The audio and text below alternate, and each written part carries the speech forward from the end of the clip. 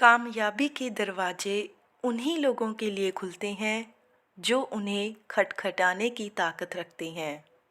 तो इसी विचार के साथ मैं खुशबू आपके अपने यूट्यूब चैनल विश्वास स्टडीज़ पर आप सभी स्टूडेंट्स का स्वागत करती हूँ।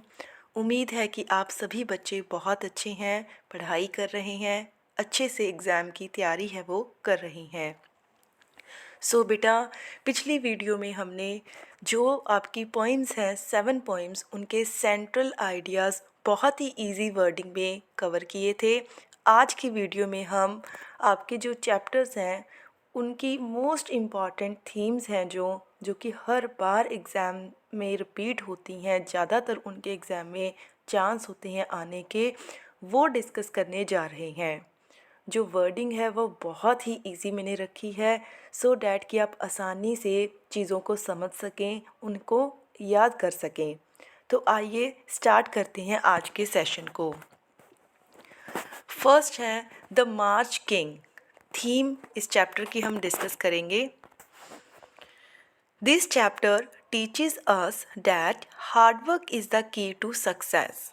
तो कहते हैं कि ये जो चैप्टर है हमें क्या सिखाता है कि जो मेहनत है इंसान की वही हमें सफलता दिलाती है।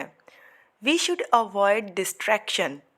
कहते हैं कि जब हम कोई काम, कोई टारगेट ठान लेते हैं तो हमारी लाइफ में डिस्ट्रैक्शंस आती हैं।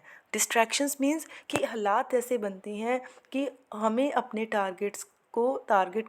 टारगेट से दूर करने की हमें कोशिश करते हैं। तो हमें उन चीज़ों को जो हमें अपने टारगेट से दूर कर रही हैं उनको अवॉइड करना चाहिए। We should not be lazy. हमें आलसी नहीं होना चाहिए। इफ़ वी वर्क हार्ड, अगर हम मेहनत करेंगे, वी अचीव आर एम, तो हम अपने सपनों को, अपने लक्ष्य को ज़रूर प्राप्त करेंगे। With hard work, John Philip Sousa becomes the leader of the band. तो हम कहानी में देखते हैं कि जो जॉन फिलिप सॉसा था वो हार्ड वर्क करके क्या था, वो बैंड का मास्टर था, जो लीडर था वो बन गया था। राइट। तो मैंने शॉर्ट में रिवीजन करवाने के बारे में सोचा है आप लोगों को। तो इस चैप्टर में हम देखते हैं कि जो जॉन फिलिप सोसा है, जो चाइल्डहुड से ही एक म्यूज़िशियन बनना चाहता था, उसकी लाइफ में बहुत सारे अप्स एंड डाउन्स आते हैं, बट फिर भी वो हार्ड वर्क की हेल्प से फाइनली अपने टारगेट को अचीव कर लेता है। और यही थीम इस चैप्टर की है। राइट। तो आई होप ये चैप्टर की थीम आपको क्लियर हो गई होगी। नेक्स्ट है बेटा थीम ऑफ लेटरल थिंकिंग। सबसे पहले लेटरल थिंकिंग को समझिए। ये क्वेश्चन आपको शॉर्ट में भी आता है, मैंने पहले भी ये डिस्कस किया हुआ है। लेटरल थिंकिंग का मतलब होता है थिंक डिफरेंटली, दूसरों से अलग सोचना। मान लीजिए आप किसी डिफ़िकल्ट सिचुएशन में फंस गए हैं तो घबराने की बजाय उसका सल्यूशन ढूंढना, यही अलग थिंकिंग है, यही लेटरल थिंकिंग है। एक क्वेश्चन आता है कई बार कि ये जो टर्म है वो किसने दी थी, तो आपने याद रखना है ये टर्म दी थी एडवर्ड डी बोनो ने। हाँ जी, थीम देखते हैं। This chapter tells us that complicated problems can be solved by lateral thinking. कहते कि लाइफ में चाहे जितनी भी मुश्किल सिचुएशंस आ जाएं, अगर हमारी अलग सोच है, अगर हम पॉजिटिव हैं, अगर हमारी थिंकिंग है वो लिटरल है, तो हम उनको सॉल्व कर सकते हैं। We can not solve them by logical thinking. कहते कई बार हम कितने भी लॉजिक लगा लें, बट अगर हमारा लाइफ के लिए जो एटीट्यूड है बेटा वो पॉजिटिव नहीं है, अगर हम फाइटर नहीं हैं, तो हम चाहे जितनी भी लॉजिक लगा लें प्रॉब्लम्स को सॉल्व नहीं कर सकते। By using lateral thinking, the girl saved her father from a money lender। तो इस चैप्टर में हमने अलग अलग स्टोरीज़ पढ़ी थी। जैसे वो थॉमस की पढ़ी थी जो अपनी कार है वो एक बैंक में पार्क करता है। राइट। फिर एक गर्ल की स्टोरी पढ़ी थी कि किस तरह से वो अपने आप को एक व्यक्ति से सेव करती है अपने आप को। तो आपने स्टोरी वही की वही लिखनी है। जो स्टार्टिंग में जो थीम अगर आ गई चैप्टर को, तो ये 3-4 लाइंस जो भी मैंने आपको दिखाई है वो लिखनी है। थीम लिखने का बेटा ढंग ही यही होता है कि पहले चैप्टर के पढ़ के आपने क्या समझा वो लिखना होता है, बाद में उसको स्टोरी के साथ रिलेट करना होता है, राइट। तो नेक्स्ट है theme of on saying please. तो इस चैप्टर में से क्वेश्चन आता होता है शॉर्ट में कि इसका राइटर कौन है। इसका राइटर है जी A.G. गार्डिनर। दिस ऐसे टीचेज अस गुड मैनर्स। तो ये जो ऐसे है बेसिकली हमें क्या सिखाता है, हमें गुड मैनर्स अच्छे एटिकेट सिखाता है। Bad manners are anti social. देखो समाज में रहना है हम लोगों को, इसीलिए सबसे अच्छा बिहेवियर करना चाहिए। बट अगर हमारे में बैड मैनर्स होंगे तो वो क्या होंगे, वो एंटी सोशल होंगे। एंटी क्या होता है, विरुद्ध। देखो अगर हम किसी से बिहेवियर अच्छा नहीं करेंगे तो कोई फिर हमारी मदद नहीं करेगा। A person with good manners makes us happy. तो अगर कोई इंसान अच्छे से बिहेव करता है वो हमें हमें उनसे बात करना अच्छा लगता है। We come to know about the importance of words like thank you and please. तो कहते इस चैप्टर को पढ़ने के बाद हमारी लाइफ में जो छोटे छोटे वर्ड्स हैं like please, sorry, thank you, उनकी इम्पोर्टेंस का हमें पता चलता है, राइट। जैसे कि हम स्टोरी में देखते हैं ना कि जो लिफ्ट मैन है वो जो पैसेंजर है उसको सीधा उस पर रोप मारने की कोशिश है वो करता है, उसको प्लीज़ वर्ड नहीं कहता, इसीलिए जो लिफ्ट मैन है उसको पैसेंजर से बाहर उस पैसेंजर को लिफ्ट से बाहर निकाल देता है, राइट। नेक्स्ट है बेटा theme of story of my life, right. Main character पूछ लेते हैं कई बार इसमें कौन है जी, हेलन केलर, जो कि डेफ डम ब्लाइंड चाइल्ड थी। उसको ना दिखाई देता था ना सुनाई और ना ही वो बोल सकती थी, बट फिर भी उसकी जो टीचर थी एनी सुलेमान उसकी हेल्प से बेटा वो पढ़ना लिखना सीख लेती है, राइट। तो इसमें देखते हैं this chapter tells us that nothing is impossible in life. कहते हैं कि लाइफ में कुछ भी इम्पॉसिबल नहीं है। Hard work is needed to overcome all difficulties. तो लाइफ में ना प्रॉब्लम्स आएंगी, उनको ओवरकम उनका सामना करने का बस एक ही तरीका है हमारे पास, वो है मेहनत। Helen Keller inspires us to achieve our aim in life. तो कहते हैं जो हेलन केलर है वो हमें इंस्पायर मीन्स प्रेरित कर रही है कि अगर हेलन केलर अपने टारगेट को अचीव कर सकती है तो हम लोग तो बिल्कुल सही सलामत हैं, राइट। तो हम क्यों नहीं कर सकते। In spite of being deaf and blind, कहते बहरी और जो अंधी है होने के बावजूद she learn to read and write, उसने पढ़ना लिखना सीख लिया।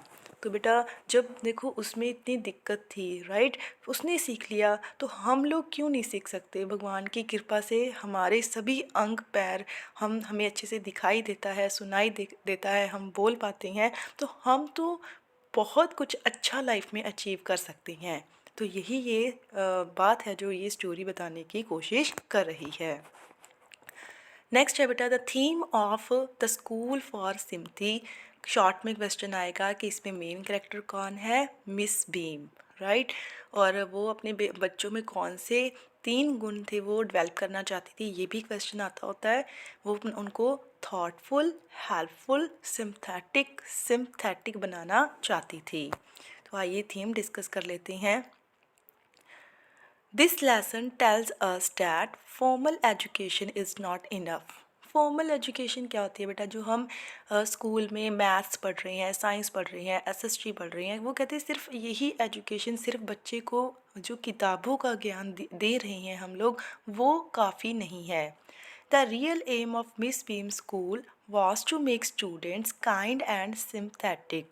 तो कहते असल लक्ष्य जो मिस बीम के स्कूल का था वो यही था कि बच्चे पढ़ाई के साथ साथ दयालु भी बने, दूसरों की हमदर्द भी बने, किसी को पेन में देखकर, दर्द में देखकर मजाक ना उड़ाएं बल्कि उस दर्द को समझें। She used many methods to make children kind towards other. तो वो कहती है उसने बहुत तरीके अपनाए जिससे जो बच्चे हैं वो दूसरों के लिए दयावान रहे। क्या मेथड अपनाए थे कि उसके स्कूल में सभी बच्चों को हर दिन अलग अलग जो डे है वो सेलिब्रेट करने होते थे। जैसे एक दिन ब्लाइंड डे, एक दिन लेम डे, डेफ डम डे। कई बार क्वेश्चन आता है कि सबसे बच्चों के अकॉर्डिंग जो सबसे मुश्किल दिन था वो कौन सा था? Blind day. नेक्स्ट है theme of in celebration of being alive. Main character इसमें कौन है? Doctor Christiaan Barnard. हाँ जी। This lesson tells us about the art of living. ये जो चैप्टर है बहुत ही इंटरेस्टिंग है। ये हमें जीने का जो ढंग है वो बताता है। We should not be sad for what we don't have. कहते जो चीज़ें हमारे पास नहीं है हमें उसके लिए दुखी नहीं होना चाहिए। But we should enjoy what we have. बल्कि जो चीज़ें हैं हमारे पास वो हमें इंजॉय करनी चाहिए। We must celebrate life to the maximum. तो मैक्सिमम हमें अपनी जो लाइफ है उसको इंजॉय करना चाहिए। हाँ जी बेटा। तो ये था जो सेंट्रल जो मेन थीम है chapter in celebration of being alive. Basically ये हमें यही बताती है कि जो लाइफ है बेटा वो बहुत शॉर्ट है। तो हमें लाइफ को खुश रहकर अच्छे ढंग से जो व्यतीत है वो करना चाहिए। नेक्स्ट थीम लास्ट चैप्टर है आपका टू जेंटलमैन ऑफ विरोना। तो इसमें पहले क्वेश्चन पूछ लेते हैं कि टू जेंटलमैन कौन है? तो निकोला एंड जैकोबो। विरोना कहाँ है? विरोना जो एक सिटी है इटली में। आइए इसकी थीम डिस्कस करते हैं। This chapter tells us about love and dedication. तो ये चैप्टर हमें क्या बताता है? प्यार और समर्पण के भाव को। The two brothers sacrifice their childhood for the treatment of their sister। तो इसमें जो दो भाई होते हैं, एक निकोला एक जैकोबो, वो दोनों देखो छोटे होते हैं, बचपन उनका चल रहा होता है। तो बट फिर भी वो अपने बचपन को सेक्रीफाइस कर रहे हैं अपनी सिस्टर लूशिया के ट्रीटमेंट के लिए, पैसा इकट्ठा करने के लिए। हम देखते हैं ना स्टोरी में कि वो अलग अलग तरीके की जॉब करते हैं, इसीलिए करते हैं ताकि पैसे हैं जो वो इकट्ठे हो सकें।